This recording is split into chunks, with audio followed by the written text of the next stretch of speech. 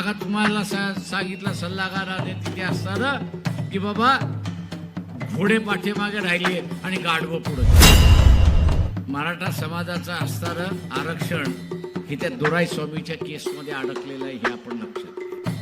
आणि म्हणून मराठा समाजाचं असणारं आरक्षण हे त्या दोराई स्वामीच्या केसमध्ये अडकलेलं आहे हे आपण लक्षात घ्या. या घटना दुरुस्तीचा आणि महामानव डॉक्टर बाबासाहेब आंबेडकर यांचा खूप जवळचा संबंध आहे. त्याचप्रमाणे मंडलच्या विरोधामध्ये कमंडल म्हणून आंदोलन केलं, ज्यांनी मंडलच्या विरोधात कमंडल म्हणून त्याचा नामोल्लेख केला आणि मंडलच्या विरोधामध्ये राम जन्मभूमीचा मुद्दा काढून संपूर्ण भारतभरामध्ये ज्यांनी यात्रा आयोजित केली त्यांना जाऊन विचारा की हे श्यामाप्रसाद मुखर्जी कोण आहेत.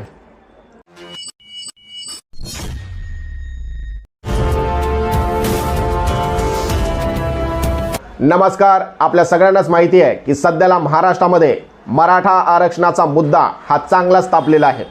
मराठा समाजाला आरक्षण मिळणार की नाही मिळणार, ओबीसी समाजामधून त्यांना आरक्षण मिळणार की नाही मिळणार, आणि भारताच्या संविधानामध्ये सगळ्यात जास्त जर कुठला आर्टिकल, जर कुठला मुद्दा मोठ्या प्रमाणात पेटून राहिलेला असेल तर तो म्हणजे आरक्षणाचा मुद्दा.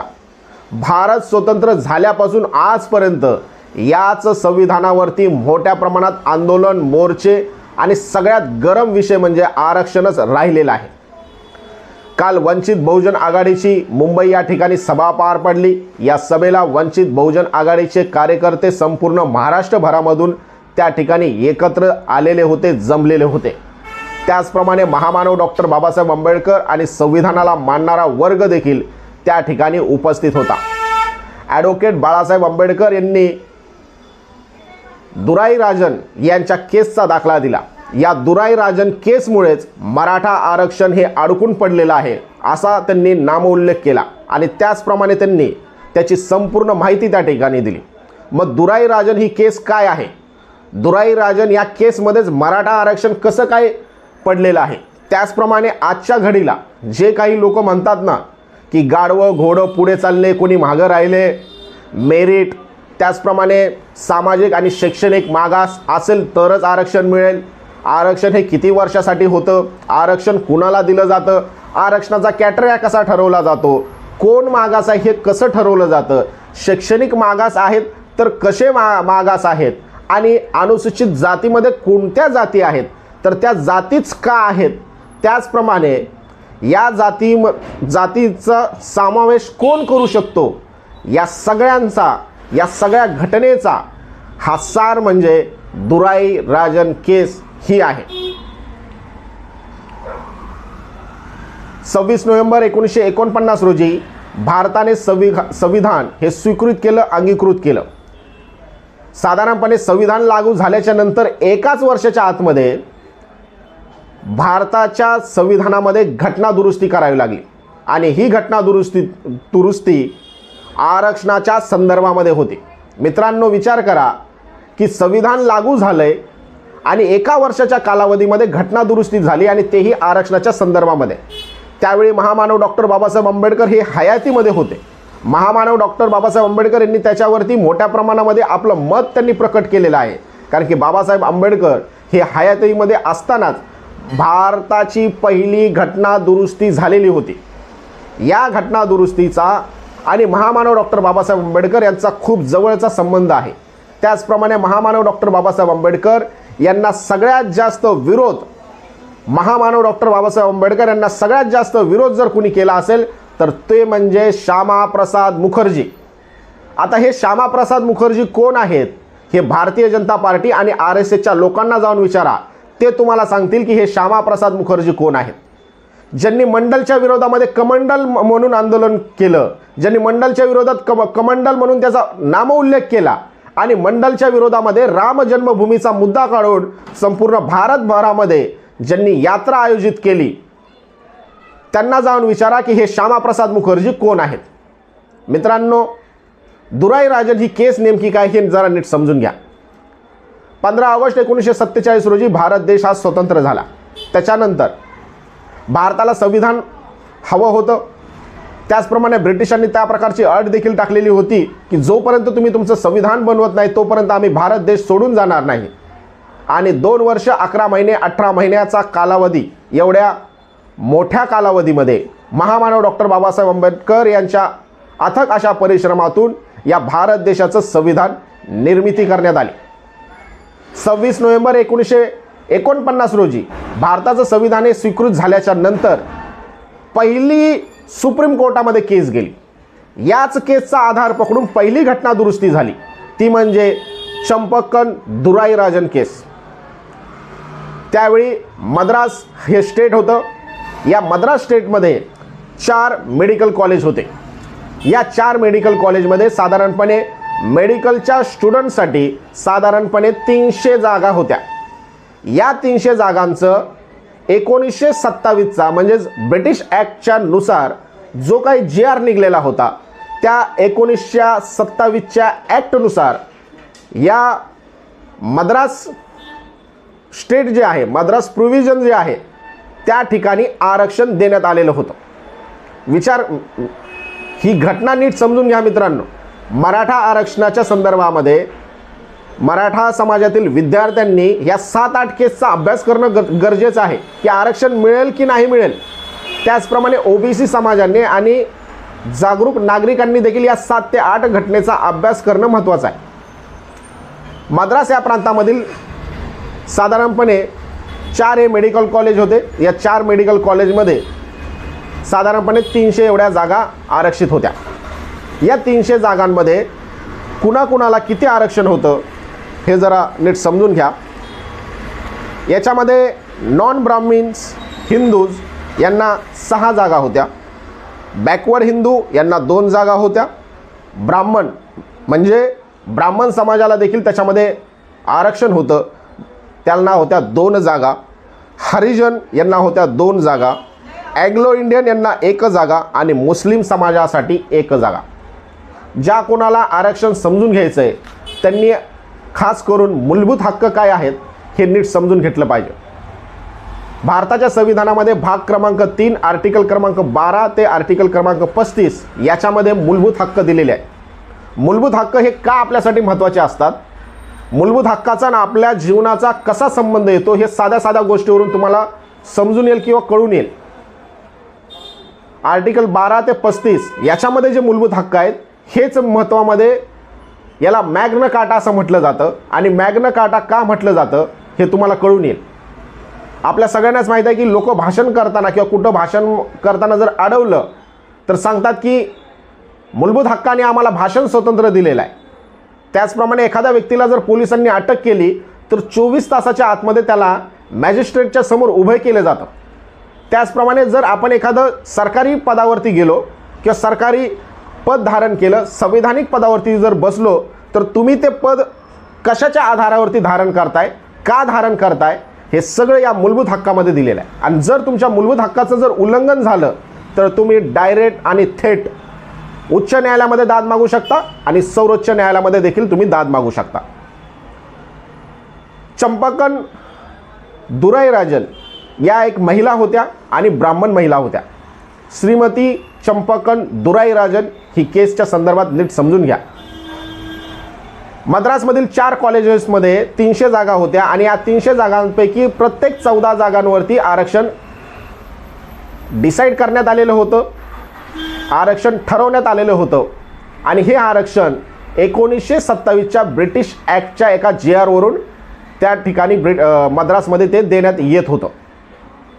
चंपकन दुराई राजन या महिला होत्या आणि त्यांना मेडिकलमध्ये ॲडमिशन घ्यायचं होतं. या महिला जेव्हा त्या मद्रासमधील मेडिकल कॉलेजमध्ये गेल्या तेव्हा त्यांना असं सांगण्यात आलं की सध्याला मेडिकल कॉलेजमध्ये कोणतीही जागा खाली नाही.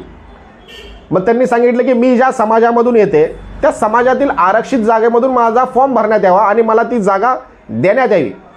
त्यावेळी त्यांना उत्तर देण्यात आलं की तुम्ही ज्या समाजामधून येत आहे त्या समाजाची ऑलरेडी सीट भरण्यात आलेली आहे. मित्रांनो, हा शब्द लक्षात घ्या की तुम्ही ज्या समाजामधून येत आहे ती समाजाची सीट ऑलरेडी भरण्यात आलेली आहे, त्याच्यामुळे तुम्हाला आम्ही या ठिकाणी ॲडमिशन देऊ इच्छित नाही. आज जे काही विद्यार्थी बोलतात ना की तो पास झाला, मी नापास झालो, त्याला एवढे मार्क पडले, मला एवढे मार्क पडले नाहीत. अरे तू सिलेक्ट झाला नाही पण तुझ्या समाजाचा माणूस सिलेक्ट झाला आहे ना. तू सिलेक्ट झाला नाही, पण तुझ्या समाजाचा माणूस सिलेक्ट झालाय. तुला कमी मार्क पडलेत म्हणून तू सिलेक्ट झाला नाही, पण तुझ्या समाजाच्या माणसाने तेवढे मार्क पाडून तो त्या ठिकाणी ऑलरेडी सिलेक्ट झालाय. मुद्दा लक्षात घ्या. यानंतर या श्रीमती चंपकन दुराईराजन यांनी मद्रास हायकोर्टामध्ये एक केस दाखल केली. त्यांचं असं म्हणणं होतं की मला मेडिकल कॉलेजमध्ये ॲडमिशन घ्यायचं आहे, मात्र त्यांनी आरक्षणाचा बाबीचा उल्लेख करून मला ॲडमिशन रोखलेलं आहे आणि हे माझ्या मूलभूत हक्काचं उल्लंघन करते. याच्यामध्ये आर्टिकल क्रमांक 14, आर्टिकल क्रमांक 15, आर्टिकल क्रमांक 29 आणि आर्टिकल क्रमांक 46 हे राज्य धोरणाच्या निदेशक तत्वामध्ये येतं. आर्टिकल क्रमांक 46 यांचा खूप महत्त्वाचा वाटा राहिलेला आहे. आर्टिकल क्रमांक 14 सांगतं की कायद्यापुढे समानता. आर्टिकल क्रमांक 15 सांगतं की जात, धर्म, वंश, लिंग आणि जन्मस्थान याच्यापासून तुम्हाला भेदभाव करता येणार नाही. आर्टिकल क्रमांक 29 सांगतं की अल्पसंख्याक समाजाचे जतन आणि संरक्षण. आर्टिकल क्रमांक 46 सांगतं की अनुसूचित जाती, अनुसूचित जनजाती आणि इतर दुर्बल घटक यांचं आर्थिक आणि शैक्षणिक हितसंवर्धन. याच मुद्द्याला पकडून त्यांनी माझं मूलभूत हक्काचं उल्लंघन झाले म्हणून ही केस त्यांनी सुप्रीम कोर्टामध्ये हायकोर्टामध्ये दाखल केली.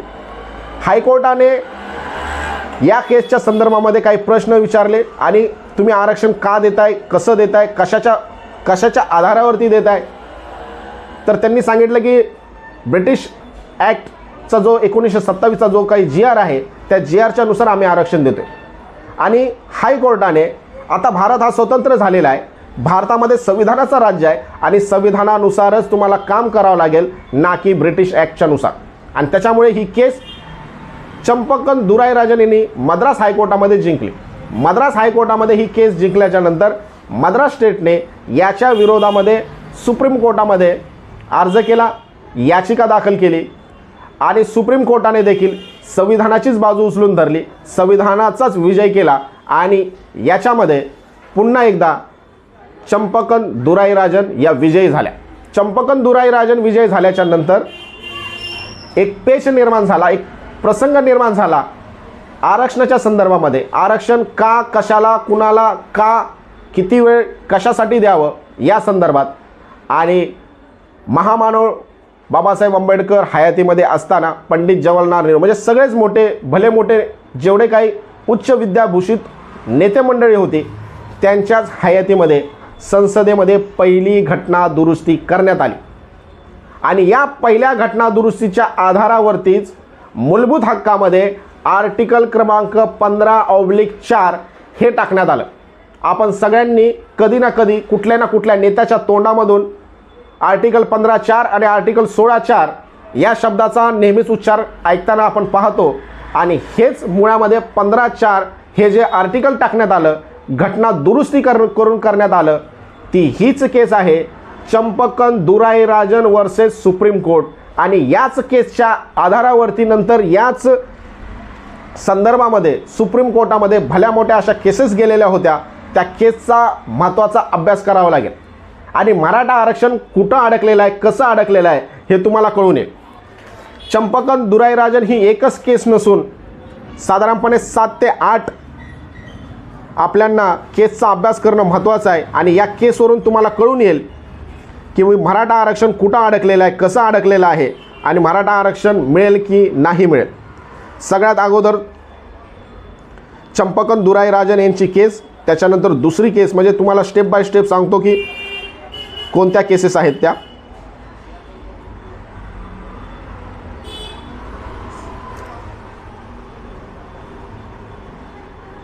सगळ्यात पहिली Champakam Dorairajan versus state of Madras 9 April 1951, AIR 226 1951, SCR 525. त्याच्यानंतर दुसरी case Jagwant Kaur Dang versus state of Bombay. विचार करा, पहिली घटना दुरुस्ती ही आरक्षणाच्या संदर्भात झाली.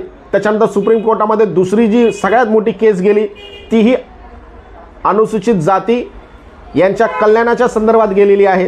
ही दुसरी केस आहे Jagannath Kaur Dang versus state of Bombay 18 February 1952, AIR 1952, Bombay 461. त्याच्यानंतर तिसरी घटना आहे MR Balaji and others versus state of Mysore 28 September 1962.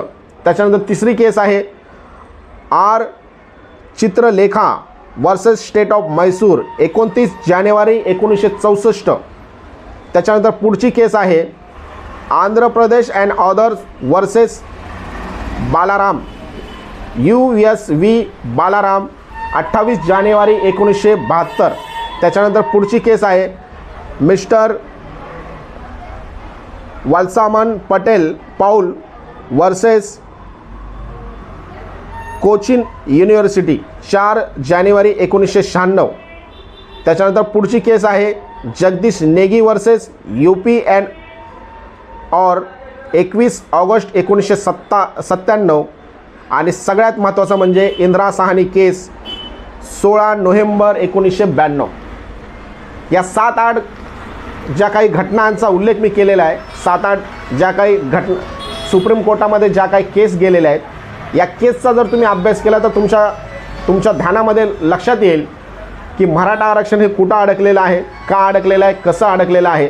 त्याचप्रमाणे आरक्षण हे का दिलं जातं, कशासाठी दिलं जातं, कुणासाठी दिलं जातं, त्यांचं संरक्षण जतन कसं केलं जातं, त्यांच्यासाठी आपण हे अर्थसंकल्पामध्ये कशा प्रकारे त्यांच्यासाठी आपण पैसा पाणी निधी राखीव ठेवला जातो. त्याचप्रमाणे गाढवाच्या रेसमध्ये घोडे पुढे चालले का, घोड्याच्या रेसमध्ये गाढव पुढे चालले, हे जे शब्द उच्चार करतात. त्याच्यानंतर मेरिट जी आहे, त्याच्यानंतर अनुसूचित जातीमध्ये ह्याच जाती का, त्या जाती का नाही, अनुसूचित जनजातीमध्ये ह्या जाती का, त्या जाती का नाही, OBCमध्ये ह्या जाती का, त्या जाती का नाहीत, कुठल्या जातीला त्याच्यात समावेश करायचं, कुठल्या जातीला बाहेर काढायचं. त्याचप्रमाणे शैक्षणिक आणि सामाजिक मागासपण म्हणजे काय, ते कसं ठरवलं जातं, शैक्षणिक मागास म्हणजे काय, सामाजिक मागास म्हणजे काय, या सगळ्या घटनेचा सार या तुम्हाला 7-8 घटनेवरून दिसून येईल. आणि आरक्षणाच्या संदर्भात जर तुम्हाला अभ्यास करायचा असेल तर याच 7-8 घटनेचा तुम्हाला अभ्यास करावा लागेल. आणि त्याचमुळे काल वंचित बहुजन आघाडीचे प्रमुख बाळासाहेब आंबेडकर यांनी बोलताना याच घटनेचा उल्लेख केला, ती म्हणजे चंपकन दुराईराजन वर्सेस सुप्रीम कोर्ट. ही जी केस होती, या केसमुळे आरक्षणाच्या संदर्भामध्ये पहिली घटना दुरुस्ती झाली, तेही महामानव डॉक्टर बाबासाहेब आंबेडकर यांच्या हयातीमध्ये झाली. विचार करा की भारत स्वतंत्र होऊन संविधान लागू होऊन फक्त 1च वर्ष झाले होते, संविधान लागू होऊन फक्त 1च वर्ष झाले होते, आणि या 1 वर्षाच्या कालावधीमध्ये पहिली घटना दुरुस्ती झाली किंवा सुप्रीम कोर्टामध्ये जी सगळ्यात हाय प्रोफाईल जी केस म्हणून जी वाच्यता करण्यात आली ती आरक्षणाच्या संदर्भात होती. आणि याच केसमुळे आर्टिकल 15(4) हे त्याच्यामध्ये टाकण्यात आलं. आर्टिकल 15(4) हे अत्यंत वास्ट आहे, खूप मोठा भाग आहे. आर्टिकल 15(4) जर वाचायला गेलं तर याच्यामध्ये खूप सारे तुम्हाला घटनेचा, खूप साऱ्या केसेसचा तुम्हाला अभ्यास करावा लागेल. आणि प्रत्येक केसमध्ये याच आरक्षणाच्या संदर्भातले जेवढे काही तुमचे प्रश्न आहेत, या सगळ्या प्रश्नाची उत्तरं तुम्हाला या चंपकन दुराईराजन यांची जी केस आहे आर्टिकल 15(4) आणि त्याच्या 15(4)च्या नंतर जेवढ्या काही घटना घडल्या, जेवढ्या काही केसेस घडल्या, या सगळ्याचा अभ्यास केल्यावरती तुम्हाला सगळ्या घटना तुम्हाला समजून येतील. थँक्यू.